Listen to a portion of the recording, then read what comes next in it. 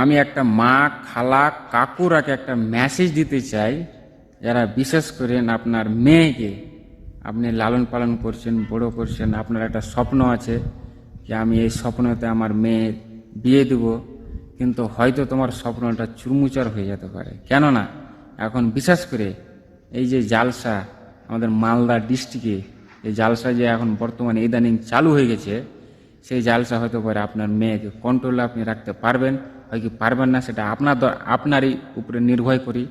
কিন্তু আপনি একটু হয়তো 2 থেকে 3 মাস আপনার মেয়েটাকে, যেটা লাইক যুবক মেয়ে হয়ে গেছে, সেটাকে আপনি চোখের নজরে রাখবেন। কেননা হয়তো কোনো কোনো ছেলে বা হয়তো আপনার মেয়ে ওই জালসার বাহানে কোথায় পালিয়ে যেতে পারে, কোথায় নিয়ে পালিয়ে বিয়ে করতে পারে।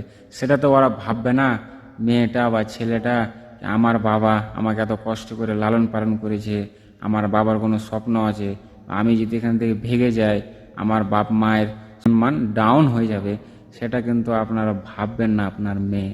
কিন্তু ওটাই বলি, কাকু, খালা, মারা, আপনারা এই 2-3 মাস জালসার জন্য আপনারা একটু চোখের নজরে রাখবেন।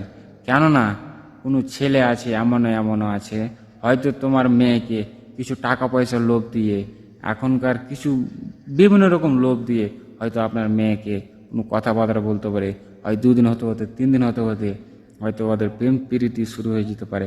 তো ওটাই বলি, কাকা, কাকি, খালা, মারা, আপনারা জালসার আজ যখন জালসার সময় হবে, তখন আপনারা বিশেষ করে চেষ্টা করবেন গ্রামে গ্রামে যেন আপনার মেয়েকে আপনি চোখের সামনে রাখতে পারেন। এটাই আমার অনুরোধ রইল।